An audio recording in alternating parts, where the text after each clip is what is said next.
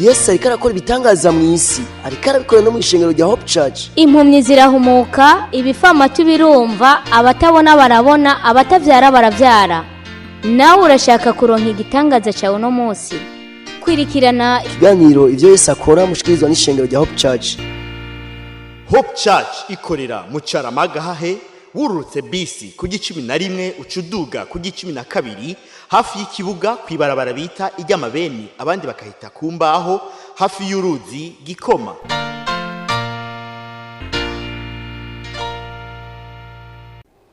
Kaze muri uyu mwanya udasanzwe, umwanya w'ikiganiro ivyo Yesu akora. Mukaba muri kumwe na Pasteur Jackson Nkeshimana wo mu ishengero rya Hope Church. Hope Church ikorera mu Caramagahahe kwibarabara rya 12. Urutse bus waje na bus ukuruka bus aho zikaterana ku G11 ucuja ku G12 ni barabara rikurikira n'intambwe nka zikenya, urigezemo ucujinjiramo gatonya intambwe nkenya gusa ucubona urusengero rwa Hope Church kuri portail yanditse ko Hope Church, ego aho niho dukorera. Turaguhaye kaze rero, kaze muri uyu mwanya w'ikiganiro ivyo Yesu akora, aho tubashikiriza ibinabiriya mu vyo Yesu ariko arakora mu Burundi, ivyo ariko akora mu ishengero rya Hope Church.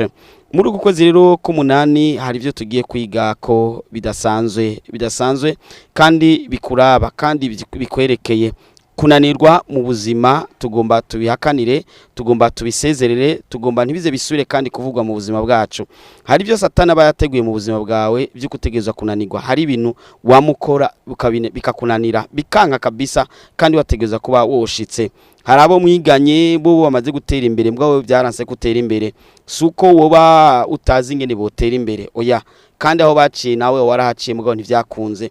Hari ikindi gihe usanga amasheke aguma bari menshi cyane. Uku kwezi kwa munani tuko tusengera rero gukuraha amasheke mu buzima, bijya bintu byo kunanirwa mu buzima bikahava gose burundu, umuntu akagira amasuccess, akagira gushobora, akagira kunesha.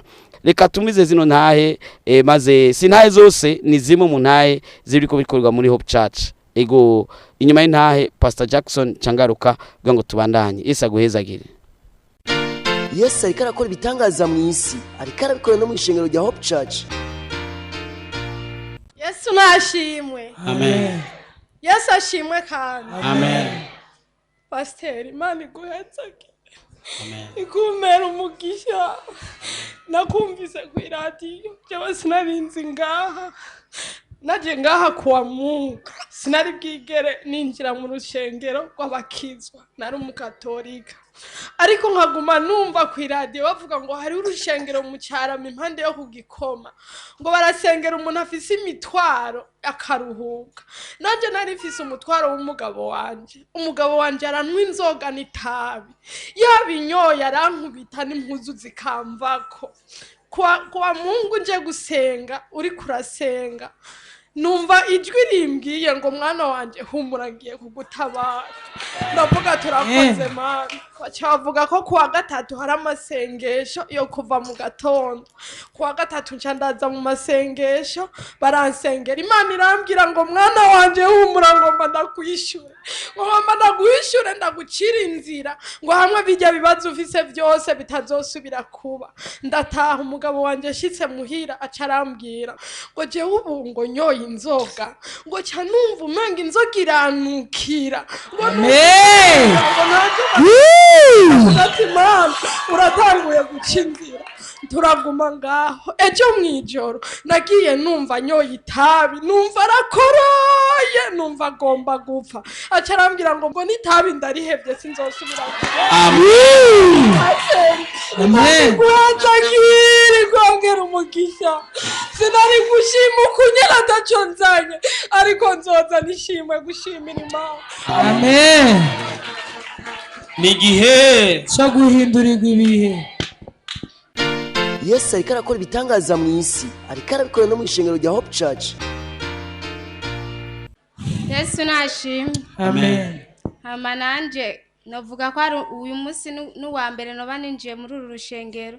Jewe ndi umupanegoti, naje ngaha nukuri naje ndemerewe ufise ibibazo byinshi. rero nukuri Imana nukuri nuzi ubushobozi ndasenga Imana ndayereka ibibazo byanje kuko dusanzwe dufise n'ibibazo by'amadeni ndereka Imana ibibazo byanje Imana ndagomba kuntabara nuzi ubushobozi ndumva kumenga Imana igiye kuntabara ndayereka ibibazo byanje ndavuga ati Imana ndagomba untabare nanje uko ngumanyerera ngenda gupanga hariya ngenda hariya ndagomba nanje untabare uzotuma inzu ya de chambre na sala ivyo ndizeye ko Imana izobikora abumvise gushima kwanje Yesu ariko arakora ibitangaza mu isi ariko arabikora no mu ishengero rya Hope Church. Yesu ashimwe. Amen. Yesu ashimwe cyane. Amen. Nanje umunsi wa mbere ninjira ngaha aha sinari ndahazi mugamba ngaha nyene mu Cyarama.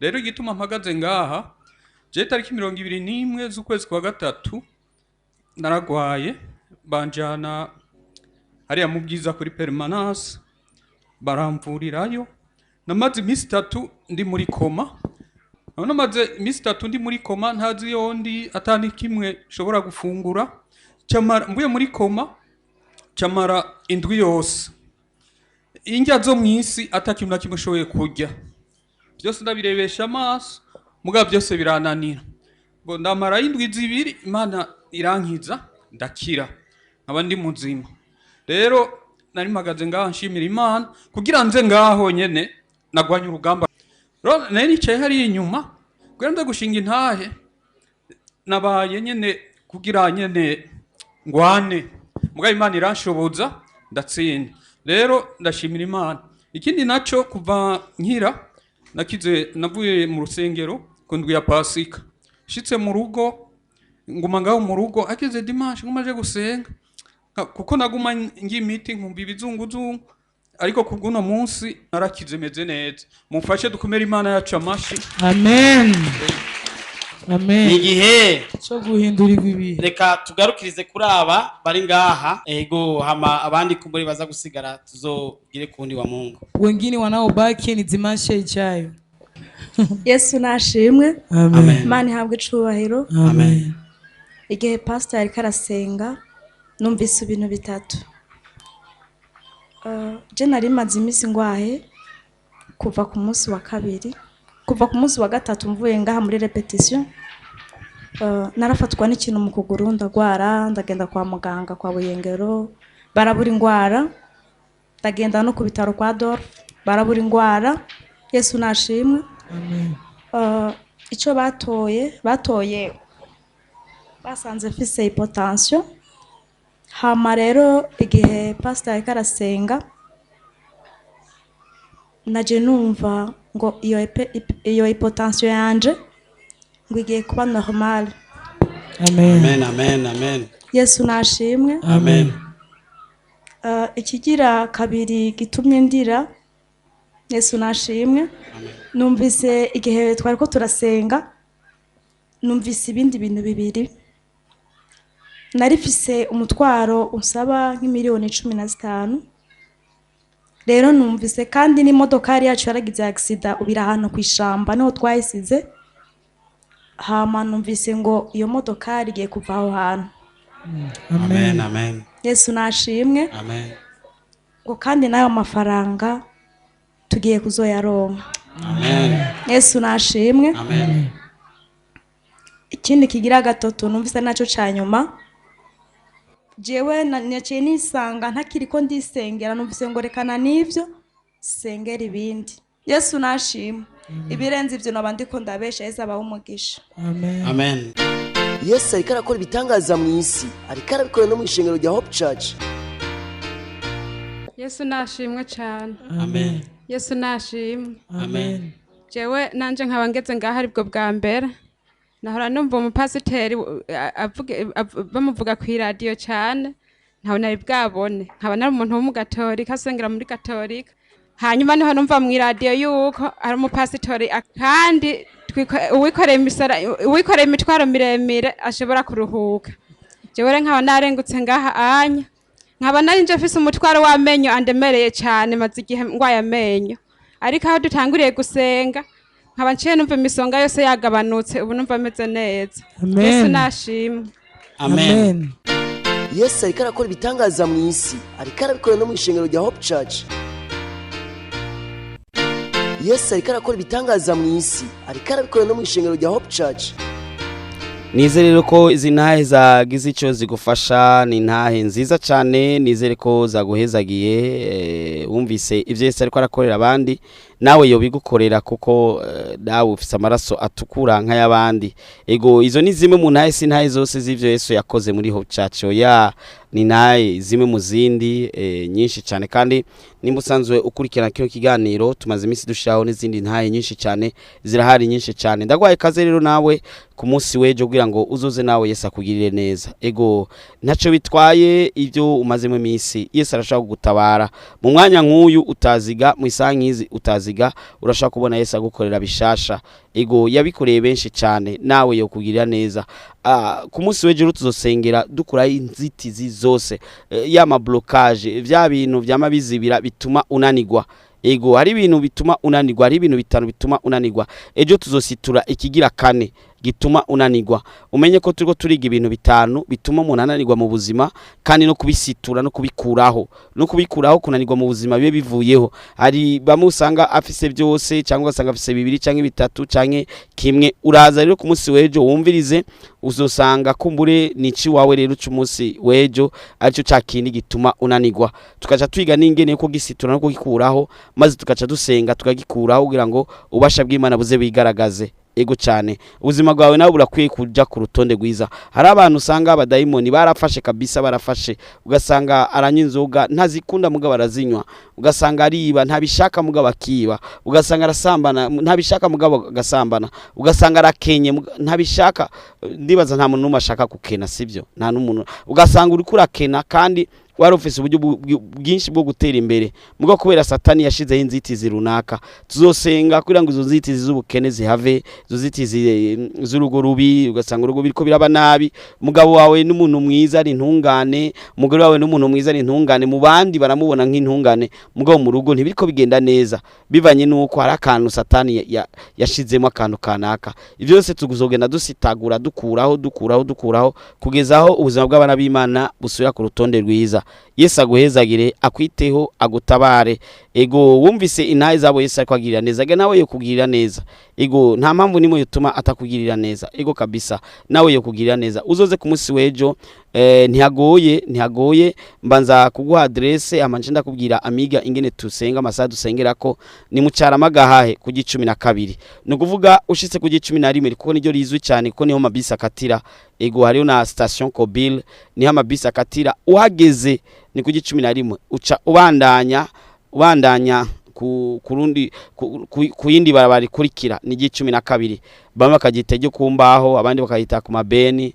Ego urishitsemo ucuraba indani ucubona ishengero rirerire gutya riri muri clôture portail ya bleu, naho nyene ni ku ishengero rya Hope Church. Turagwaye kaze cyane, Yesu akugire neza, Yesu agutabare. Dusenga gatatu ku munsi, si ngombwa uje muri ayo miga yose, mugabo dusenga amiga atatu. Nuvuga amiga ya mbere yinjira saa 2, amiga ya kabiri akinjira saa 4:45, amiga ya gatatu akinjira saa 10:30. Ndagwaye kaze, ndabisubiyemo, amiga ya mbere yinjira saa 2, wumva umwanya bijanye n'umwanya ufise.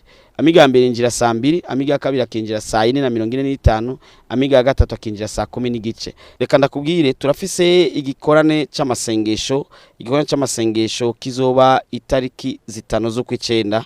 Ni igikorane kidasanzwe, aho ari igikorane cyo guhura n'Imana. Ego camakiba wa gatandatu wa mbere w'ukwezi.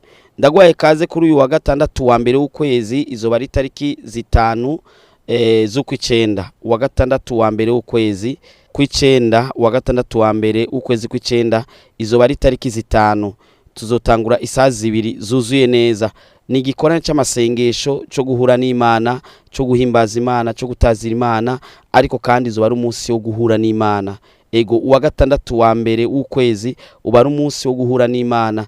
Ndaguhaye kaze ku wa gatandatu itariki 5 z'ukwicenda. izoba ari umunsi wa gatandatu isaha 2 zuzuye neza tuza dutanguye amasengesho yo guhura n'Imana. Ego urakeneye guhura n'Imana, urakeneye kuvugana n'Imana, urakeneye guhura n'ubwiza bw'Imana. Ego cyane kizoba ari gikorane cyo guhura n'Imana. Ndagwaye kaze nuzusibe cyangwa uceregwe kuwa gatandatu isaha 2 zuzuye neza tuza tufise ayo masengesho kandi tuyarangiza kare saa 4 n'igice tuba turangije, umuntu wese akaca atangura kuja mu bikorwa kumbura bitandukanye. Ndagwaye kaze kuwa gatandatu egome kuwa gatandatu wo guhura n'Imana, izoba ari kuwa gatandatu itariki 5, izoba ari wa gatandatu wa mbere ego w'ukwezi kw'icenda itariki 5. Ndagwaye kaze isaha 2 ntuzusibe cyangwa uceregwe. Ego nahakubwiye ntihagoye namba na gatonya wurutse bus ego canke ukaba waje n'indi déplacement ugashika ku 11 uca ugira intambwe nkenya ukaja urengana mu parcelle market gusa ukaca winjira ku 12 uginjiyemo ucubona ishengero ukijinjiramo ucubona ishengero rirerere gutya riri muri clôture portail ya bleu. Ndagwaye kaze kabisa, Yesu aguhezagire. Ugize akabazo ugize icubaza ucubaza mu protocole kuri 68 ubusa 9 ubusa 8 ubusa 3. Kaze cyane, Yesu aguhezagire. Kaze cyane, Yesu aguhezagire. Nakubwiye ni 68 ubusa 9 ubusa 8 ubusa 3 68 09 08 03. Yesu aguhezagire. Reka ndakubwire urashaka kubuhembwa amafaranga ariko canke ukaba ukorera amafaranga mugabo ivyo umaze gushika ko kabibura suko utazi kujera neza. Oya, hari impemu mbi yukunanirwa ibikuriko. Ego harabaho ni impemu mbi ya rotare yo gucererwa gushika. Abandi barungogwa ku myaka runaka ariko wowe wama wacerewe mu bintu byose. Urumva n'ubu nturarongogwa canke uhavuye urongogwa utevye, uhavuye urongora utevye canke n'ubu nturarongora ugasanga ari ibintu biriko birakubako bigaragaza kunanirwa. Ibyo kunanirwa rero ntibiterwa n'ikindi atari satani atari abadayimoni. Rero kuya Mungu tugo dusengera tukuraho ibi byo kunanirwa mu buzima. Yesu ashimwe cyane, Yesu ashimwe cyane. Vuga uti amena, vuga amena nawe birakuraba. Vuga amena. Kunanirwa mu buzima ntibibeho mu buzima, ahubwo tubandanye tunesha, tubandanye dushika ku masezerano yacu. Hari amasezerano Imana yagusezeraniye haheze umwaka, haheze imyaka n'iyindi. Rimwe na rimwe uratangura kwiyumvira kumbure si Imana yari yavuze. Oya, hari igihe usanga ari Imana yavuze, ariko kandi harabaho gusezeranirwa, ariko kandi hakabaho gushitswa kwa masezerano. Mugabo satani nawe arabyinjiramo akazibira mu gihe udashoboye kumenya ingene ushaka kugwana urwo rugamba ngo runeshe. Mu ijambo ry'Imana mu Banyefeso 6:12 niho havuga ngo ko abo tunigana atarabinyama n'amaraso, tunigana n'abakuru n'abafise ububasha nimwe mu mizantu ho mu ijuru. Nukuvuga ko abo tugwana n'uvana urugamba twamako, n'urugamba igihe cyose. Haba ari urugamba guko ivyawe bitokunda, haba ari urugamba guko ivyawe utokwishurwa, ariko kandi hari urundi rugamba rudasanzwe rwuko nawe utegeza kugwana ko ivyawe bishika, ivyawe vyishurwa.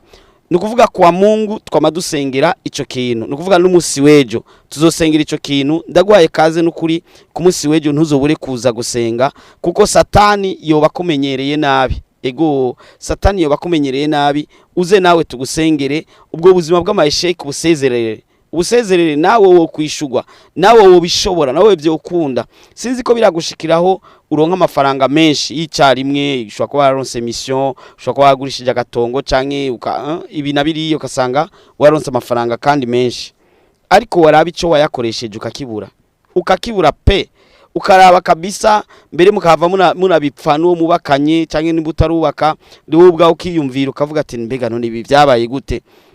Sinzi ko biragushikiraho uronse amafaranga abana bakaca bagwara, uronse amafaranga inzu ikaciguruka, uronse amafaranga abavyeyi bakaca bagwara, uronse amafaranga hakaba ikintu kanaka kica kiba kugira ngo kiyatware. Iyo ni impemu mbi ya blocage, ni impemu mbi yo kunanirwa ibiri kura gukurikirana kugira ngo ntibize bigere bikunda. Ariko muri uko kwezi k'umunani ni ukwezi ko gusengera ibikunda. Muri ukwezi k'umunani bigiye gukunda. Guhera muri uko kwezi k'umunani Yesu nakugirira neza ku munsi wejo kaza gusenga, wowe ubwiri ubuntu budasanzwe kuko guhera ejo tuzogira amiga 3 nkuko twahora turatugira amiga 3. Amiga ya mbere atangura saa 2 zuzuye, amiga ya kabiri agatangura saa 4:45, amiga ya gatatu agatangura saa 10 n'igice. Ndagwaye kaze rero kugira ngo nawe ugirirwe neza, nawe bihinduke.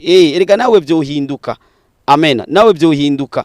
Ivyo biriko birazibira, ivyo biriko biranka ko bikunda, nawe vyohava. Ego vyohava ubuzima bwawe bukaba bushasha. Byose bikaba vyiza. Ego cyane. Reka ndakubwire, urashaka kuba uvuga ati boje mu bintu by'amafaranga meze neza muri mugabo urashaka kuba ufise projet. Uwimaranye imyaka waranditse ku gatabo waranditse nene amaplan wubatse y'inzu amaplan wacafse ufise n'igitabo no canke impapuro wanditse ko amaplan y'inzu imyaka irabaye ingahe wipfuza kubaka ntibirakunda warifujije kuronga parcelle ntibirakunda warifujije kiniki ntibirakunda hari ahantu menga biriko birazibirira kandi bikaza kwanka ubona umenga wagira ubishikire wagira ugifate wagira uhashike mugabo biriko biranka ndiko ndavuga wewe nyene egome ni wewe ndiko ndavuga bigeraho ukumva umenga wagira ubishike ko mugabo bikanka nta kindi gishobora atari amasengesho uzoze tugusengere ku munsi wejo ego nakubiye ko dusenga saa 2 amiga ya mbere dutangura saa 2 zuzuye kandi ntiducererwa twebwe amiga agira kabiri tutangura saa 4:45 amiga agira gatatu tutangura saa 10 n'igice ndagwaye kaze ntihagoye ni mucara magahe urutse bus aho amabisi akatira cyangwa ukafata moto cyangwa bajaji cyangwa taxi cyangwa ikindi ukaba kigushikanye aho amabisi akatira muca mubandanya gatonya n'intambwe nkenya ukacuja ku 12 ko amabisi akatira ku 11 ukacuja ku 12 12 ujinjiyemo gatonya gusa ucubona eglise iri muri clôture hama portail ni portail ya bleu naho nyine handitse ko Hope Church ntihoberana ego mbere n'abamotare abataxi velo abataxi voiture abataxi izabajaji basigaye bahazi babwiye ati kwishengero Hope Church ryo mu Carama kujya mabeni baca bahamenya ego hari abandi bahita ngo ni kwa Jackson ariko ni kwa Imana si kwa Jackson ego hari nabandi bahita ati kuba Faraja egome umubwiye ati kuri rya shengero bita kuba Faraja canke sinzi mugabo biroroshe cyane haroroshe cyane ndagwaye kaze urashobora no kujuragira ikantu wabone neza ndaguye nimero zo mu protocole kugira ngo muvugane kumbure urashobora no kumutelefona ukamubaza ego abantu benshi barakunze kubipa ariko we ntuje mu babipa kameme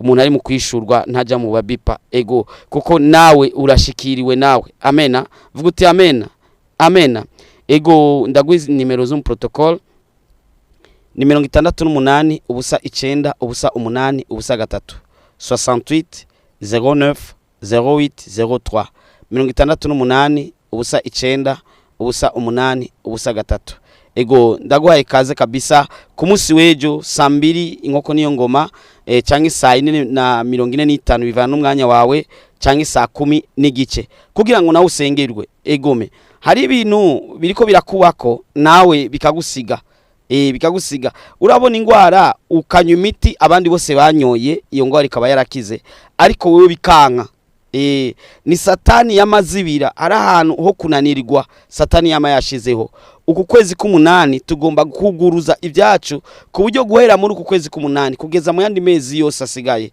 tutazokwigera tunanirwa mu by'Imana yadusezeraniye mu byo tugomba gushikamo muri bya bindi hari kindi gihe uta umwiko mukuri naka oya ntutumwikomo ku muntu kuko abo tenwigana sabantu oya uyo nakashobora kuba ari we daimoni zaciyemo canke satani yakoresheje ariko neza na neza ni satani abikora kandi satani nakugwaho n'ikindi atari amasengesho nugusenga ugasengerwa izo blocage zigahera ego mbere ubugiri ubuntu ko uku kwezi k'umunani kubaye ukwezi ko gukuraho ivyo byose bizitiye bitumunanirwa hari n'umuntu kwishura usanga bidakunda bitemera bitaba neza ariko usengewe birahera twama dufise intaye nyinshi z'abasengewe kandi bakagirirwa neza bakishurwa n'Imana ndagwaye kaze rero nawe uze wishurwe uzugirirwe neza uze witabweho n'Imana reka mukanya ndaguha kanya kugira ngo ukurikirane zimwe mu ntaye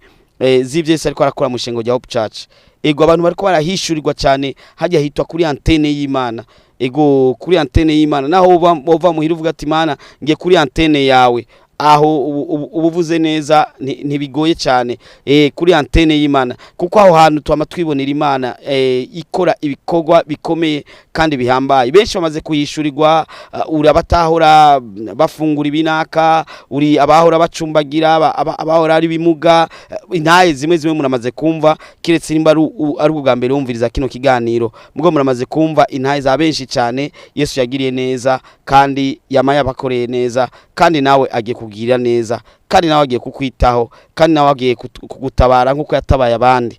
Ego ntugire ubwoba rero, Yesu nagushoboza ukashika, naco bitwaye naho uva kure. Agatike urisha agatike ivyawe bikishurwa ingorane ziri hehe? Ego agatike n'ibintu bisanzwe, ifanura rinywa, injya urazijya, impuzu urazambara, kandi amafaranga ukayasora bikagenda uko, nabandi ukabaha amahera, n'ayandi bakayakwiba, n'ayandi ukayatakaza. Reka ukoresha ako gatike ushika aho hantu kugira ngo utabarwe. Nta nyungu jewe ndabifisemo atari uko umuntu w'Imana yogirirwa neza agatabarwa. Nawe rero ndakusabiye Imana ikugire neza, ntusamare, ntiwisamare ko ubuzima burazimvye, ingo nawe usengerwe kugira ngo ibyawe vyuguruke, ugere kuri ya ntambwe Imana yagusezeraniye, ugere kuri ya ntambwe byategerezwa gushikako. Hari umuntu yanka inzoga kubi mugabo yama yazinyoye, akazanka mugabo akazinywa. Ego ico nikindi kintu naco tushobora gusengera, kubera hari nibintu umengo urananigwa guheba za nzoga, ukananirwa guheba wa mugore, ukananirwa guheba kagakobwa, ukananirwa guheba wa mugabo, ukananirwa guheba wa mugore, ukananirwa guheba ya nzoga za tabi bwa busambanyi, bikananirana bikanga kabisa.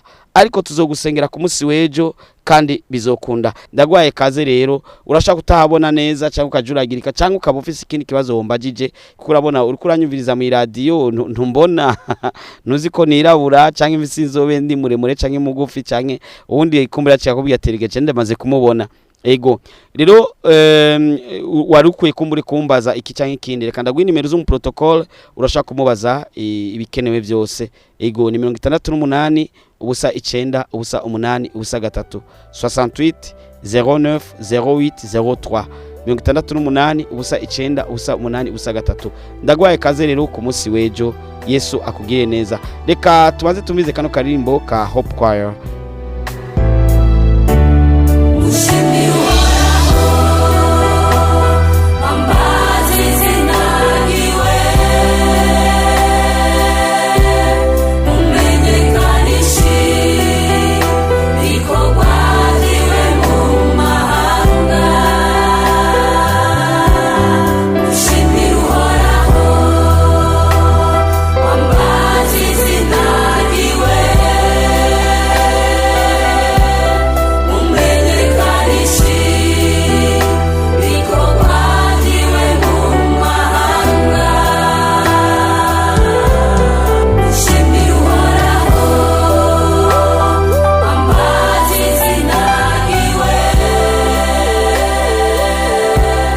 Barakoze cyane rero abaririmbyi bo mu ishengero rya Hope Church Chorale Hope Choir. Turabaye kaze rero ku munsi wejo, namwe muze muhishikire. Yesu abagiriye neza, habaho louange na adoration imeze neza, ituma ubuzima butsura kandi kuba bushasha. Ego hari ubuzima usanga bwaramaze kuzitana, rero hari louange na adoration ya Hope Song. Louange na adoration ya Hope Song murayizi cyane, numugwi ukomeye cyane muri iki gihugu. Hope Song murayizi cyane, rero niyo izodufasha mu guhimbaza no gutazira ku munsi wejo. Ego hari louange na adoration ya Hope Song, ubuzima buca butangura kuguruka, maze hageze umwanya w'ijambo ubuzima bukuguruka gose, maze zanzitizi tukazikuraho zose. Ntiwikoshereze ngo kubera ngo urumva ngo ni kure ngo itike amahera ukoresha arutayo y'itike, amahera ujya hirya no hino cyangwa ukoresha mu tuntu naturiya usanga arutiyo tike yo kuza gutabarwa kunyishu yawe, kugirirwa neza kwawe. Ego ndagwaye kaze n'ukuri, Yesu akugire neza kandi akube hafi. Yesu abahezagire kandi abiteho kandi abababare. Ugira ijoro ryiza, urota Imana, witabweho n'Imana. Uravuga ati amena, ubone ibyiza by'Imana, ku munsi w'ejo uzozinduke umeze neza. Yesu aguhezagire. Wari kumwe na Pastor Jackson Nkeshimana wo mu ishengero rya Hope Church. Yesu ariko arakora ibitangaza mu isi, ariko arabikora no mu ishengero rya Hope Church. Impumyi zirahumuka, ibifamatu birumva, abatabona barabona, abatavyara baravyara. Mweje kumviriza ikiganiro ivyo Yesu akora mushikirizwa n'ishengero rya Hope Church. Hope Church ikorera mu Caramagahahe, wururutse bisi ku 11 ucuduga ku 12 hafi y'ikibuga kwibarabara bita iry'amabeni, abandi bakahita kumbaho hafi y'uruzi Gikoma. Woburusha, woburemerewe, wofisi ibibazo waburiye inyishu, wobugomba kwakira Yesu Kristo nk'umwami n'umukiza w'ubugingo bwawe, wobugomba kuvugana n'umukozi w'Imana Pasteur Nkeshimana, womwandikira ubutumwa bugufi kuri 76 96 96 96 kugira ngo agusengere kandi agufashe mu buryo bw'impwemu. Yesu yavuze ngo nimuze kuri jewe mwese abananiwe n'abaremerewe ndabaruhura.